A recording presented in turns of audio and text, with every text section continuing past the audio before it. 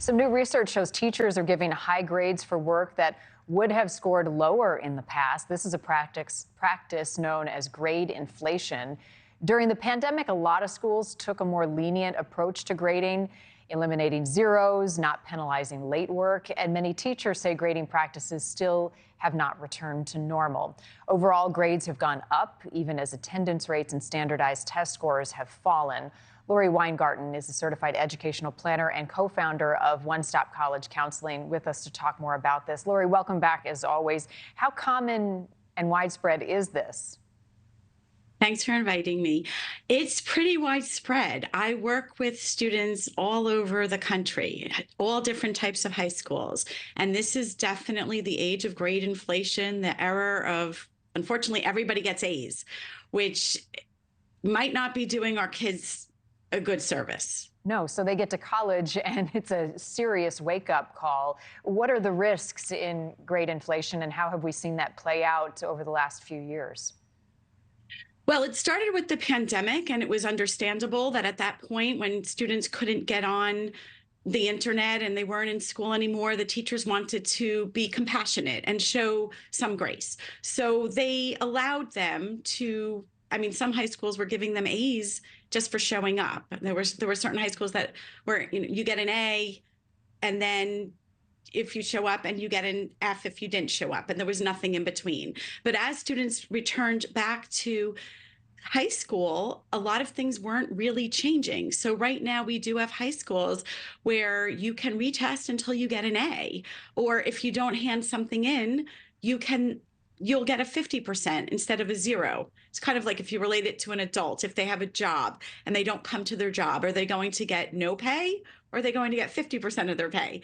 So what happens is they get to college, and some of these students are wondering, well, I didn't get an A on my test. Can I retest? Or, yeah, I'm 2 weeks late handing it in, but the teacher will let me, still hand it in late and won't really deduct. So there are students who are struggling now when they get to college, and they're expecting things to be like it's been in their high school. Yeah, the professors have a much different way of doing business, and they don't have any of the same leniencies that we're seeing in some high schools. Does this mean standardized testing becomes even more important?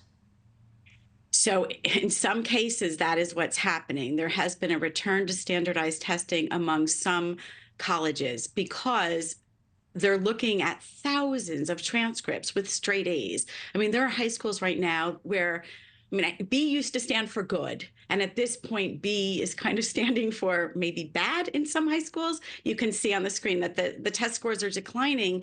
Students are not as prepared, and it's not that just the ACT and the SAT, it's also the standardized tests given to elementary school children, middle school children, high school students.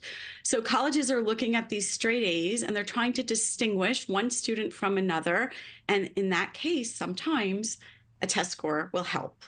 What is your advice then to a sophomore or junior in high school right now, and to the parents of that student to best prepare for this path to college if that's their next choice? So all the students I work with, I tell them prepare to take those tests. Do your best in school. Don't try to try to get the A. In some schools, it's the A plus that means excellent, and the A minus is kind of average. So I say do your best, but study for those tests, because if you have a test score to submit and the college is looking at tests, it can be very helpful because they can put your grades in perspective, because they're trying to figure out, what does that A mean? We've had situations where a student had an A in the class and then a 1 on the AP exam, meaning they failed the AP exam, meaning that the knowledge was not there. So test scores can absolutely supplement that future college application. Yeah, I've noticed some of my kids' classes, they are able to take notes into their test, and they jam a lot of information on a tiny little note card, and then after you take the test, the information's not there. So a strategy I did not have the luxury of having when we were taking tests a long time ago. Laurie, it's a changing time, but we may have to shift back to get on the right track. I appreciate you being with us as always. Thank you. Thank you for watching. Go to newsnationnow.com to find NewsNation on your television provider. And don't forget to click the red subscribe button below to get more of NewsNation's fact-driven, unbiased coverage.